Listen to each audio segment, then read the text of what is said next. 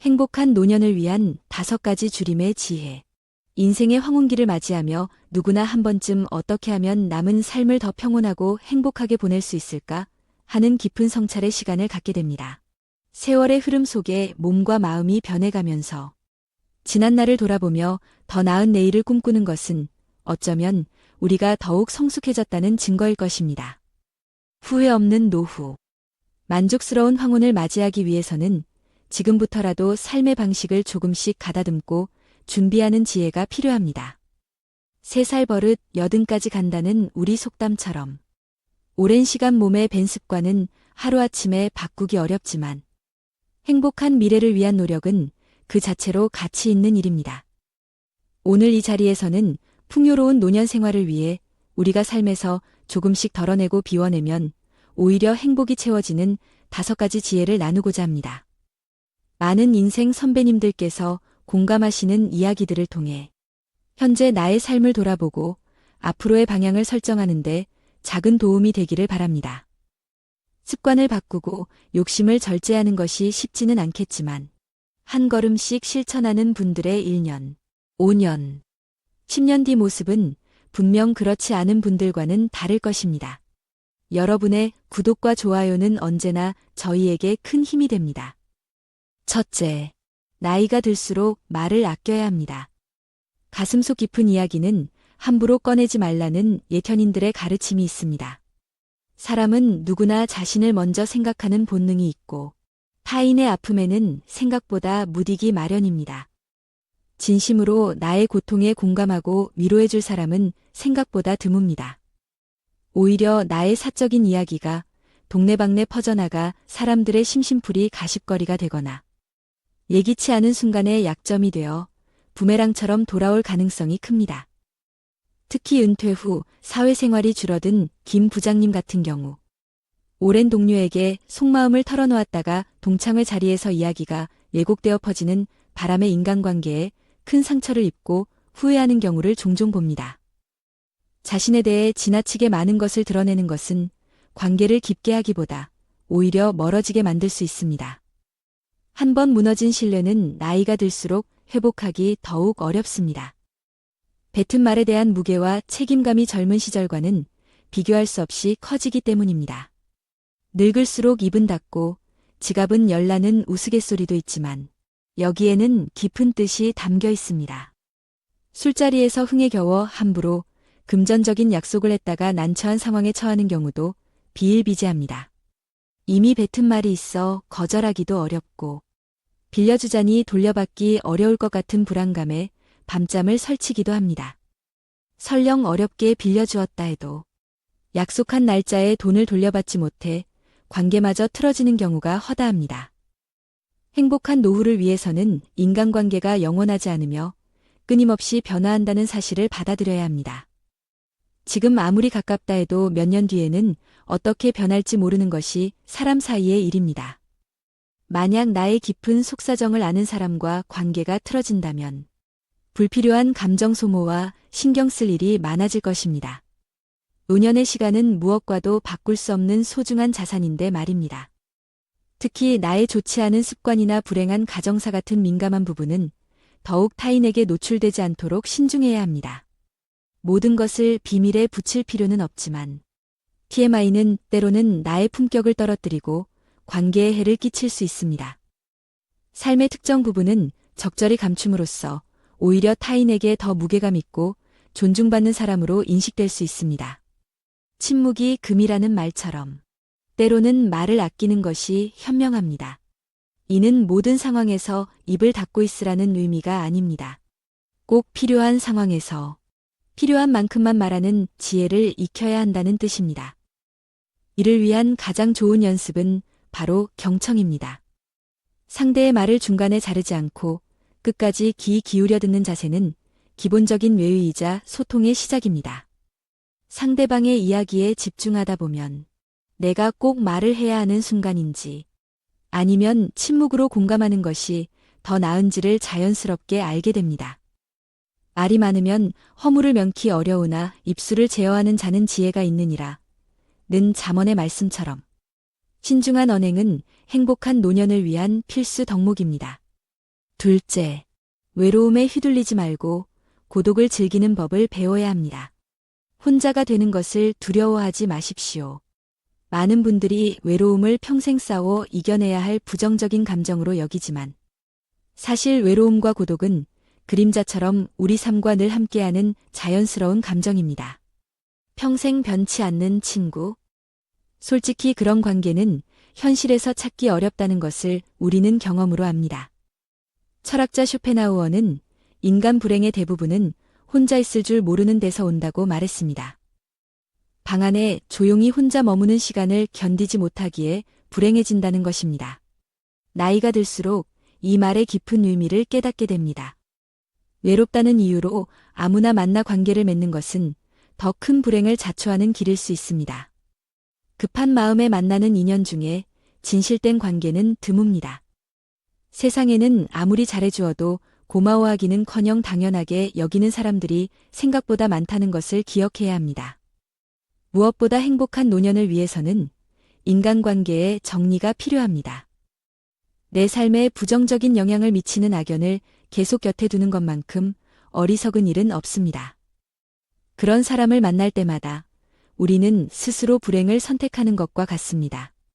과감히 관계를 끊어내는 용기가 필요합니다. 가족 관계도 마찬가지입니다. 피로 이어졌다는 이유만으로 모든 것을 참고 받아줄 필요는 없습니다.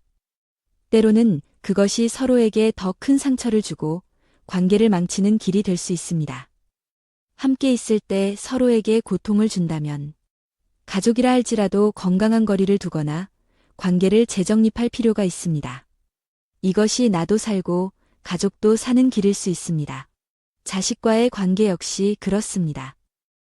여든이 넘으신 어르신께서 막내 아들에게 유독 애정을 쏟고 재산도 더 물려주었지만 정작 노후에는 부모를 귀찮아하고 필요할 때만 찾아와 돈을 요구하며 심지어 부모님 집을 마음대로 처분하고 요양원에 보내려 했다는 가슴 아픈 사연을 들려주신 적이 있습니다.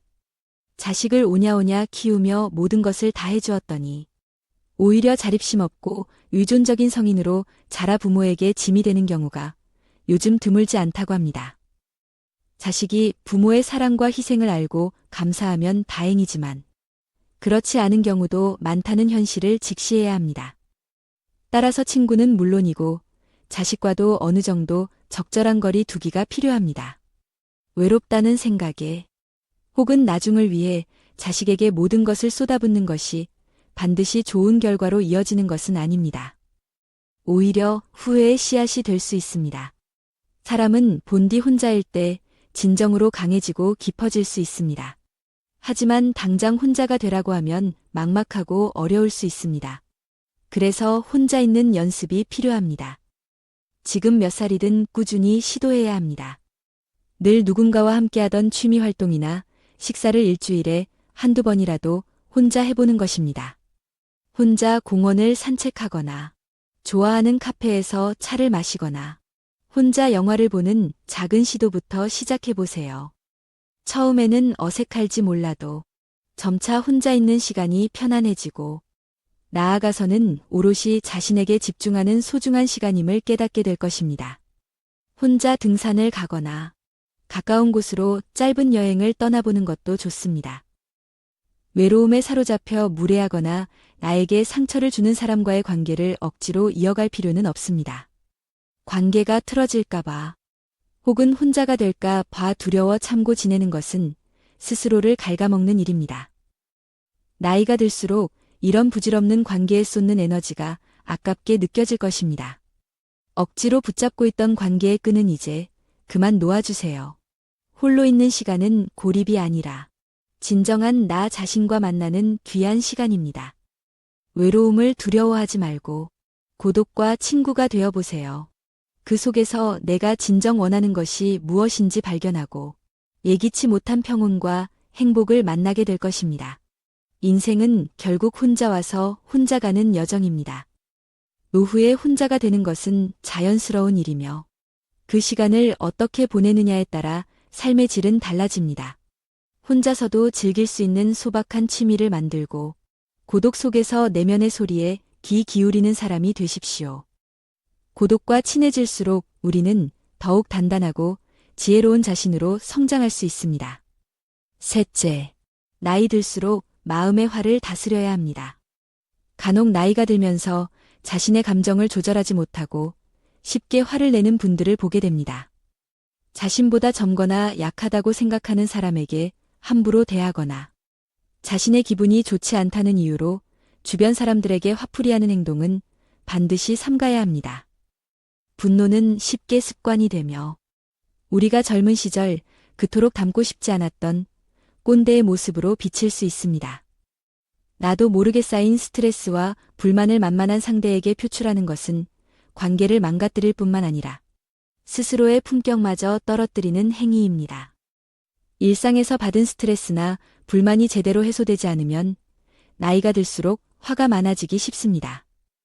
그런데 분노는 단순히 화를 내는 행위가 아니라 서운함, 억울함, 불안함, 슬픔 등 복잡한 감정이 얽혀 있는 경우가 많습니다. 이러한 감정의 뿌리를 제대로 인식하지 못하면 순간적인 감정에 휩쓸려 통제되지 않는 분노로 표출될 수 있습니다. 그래서 화가 치밀어 오를 때는 잠시 멈추어 심호흡을 하고 내가 지금 느끼는 감정의 실체가 무엇인지 차분히 들여다보는 연습이 중요합니다. 지금 내가 화를 내서 해결될 문제인가? 화를 내는 것이 과연 나에게 도움이 되는가? 하고 스스로에게 질문을 던지는 동안 격한 감정은 가라앉고 이성적인 판단을 할 여유가 생깁니다. 사실 화를 내서 해결될 문제였다면 진작에 해결되었을 가능성이 큽니다. 화를 자주 내는 것은 정신 건강뿐만 아니라 신체 건강에도 심각한 악영향을 미칩니다.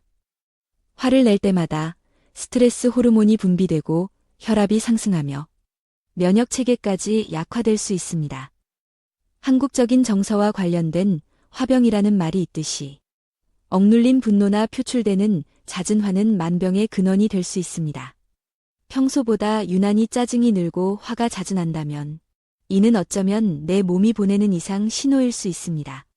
극심한 스트레스에 시달리고 있거나 감당하기 어려운 문제가 생겼거나 혹은 몸 어딘가 아프다는 신호일 수 있습니다.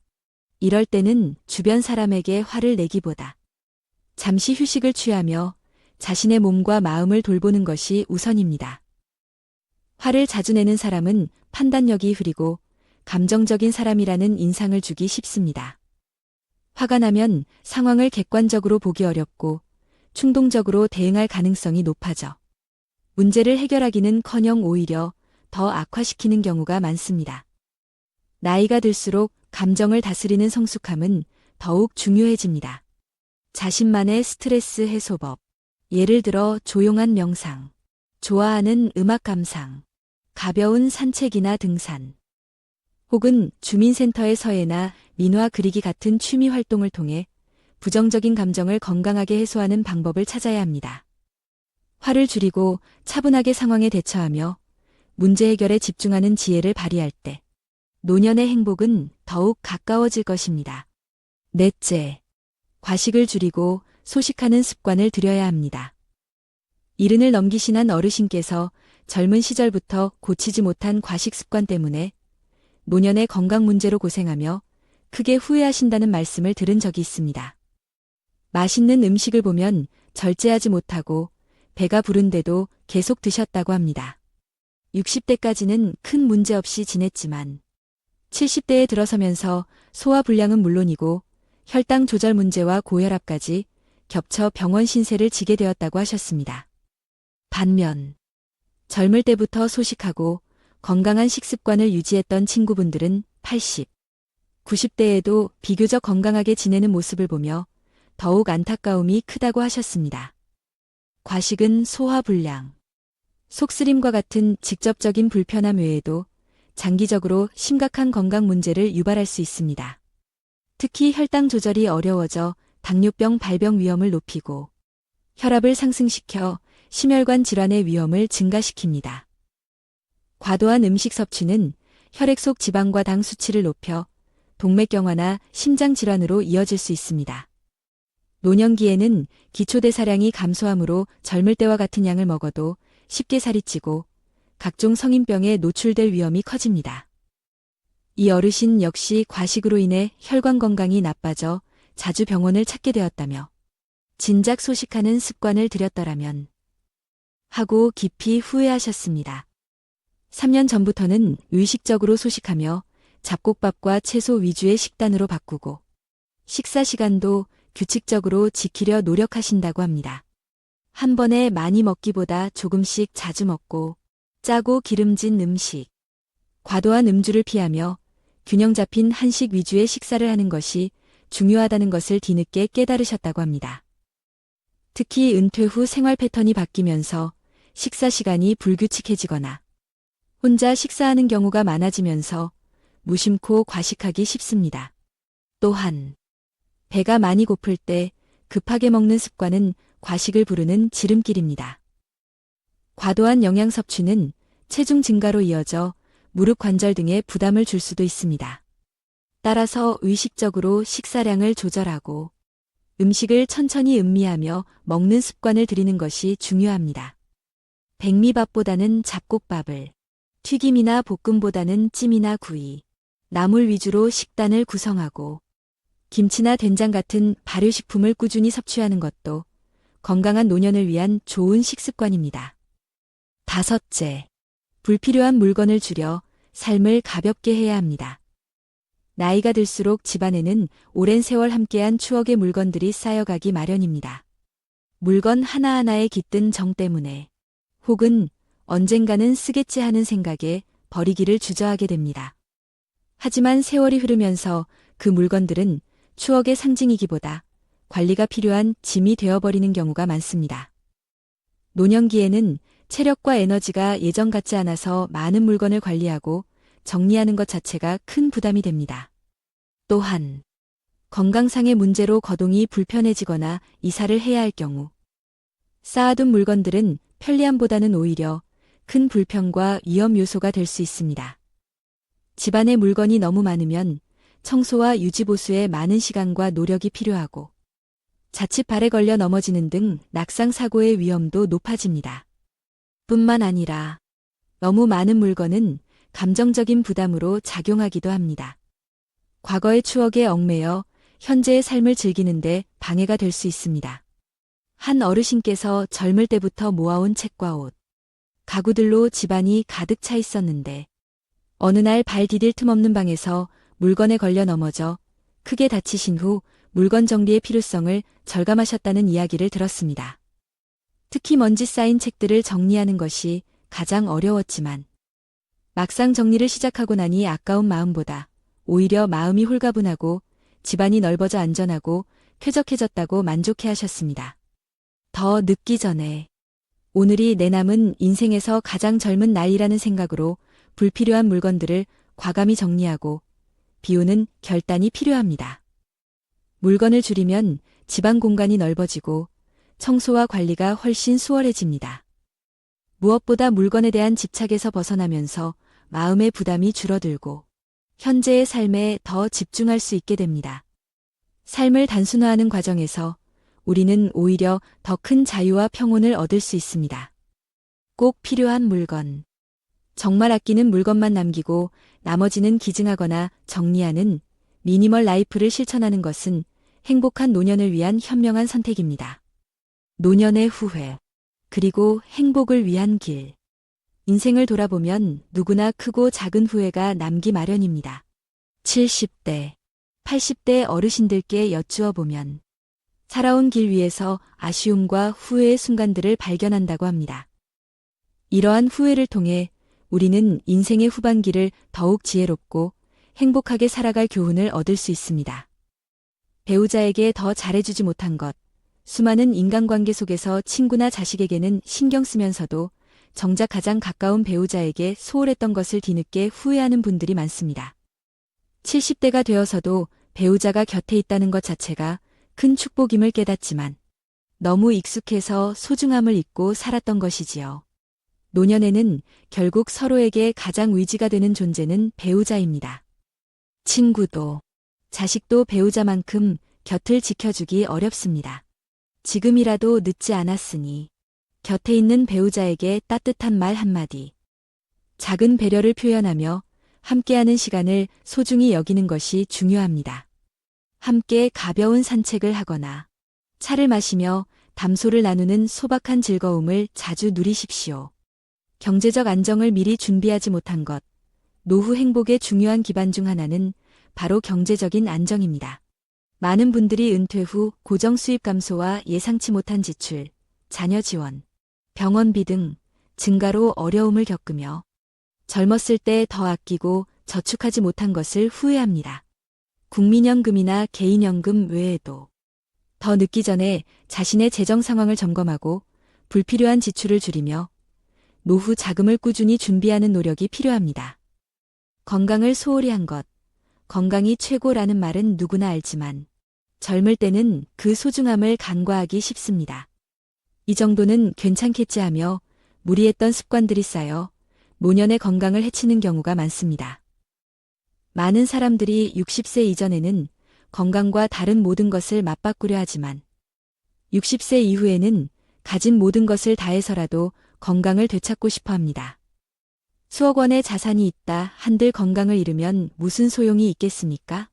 지금부터라도 규칙적인 운동, 걷기, 등산, 수영, 요가 등 무리하지 않는 선에서 건강한 식습관, 정기적인 건강검진을 통해 자신의 몸을 아끼고 돌보는 것이 무엇보다 중요합니다.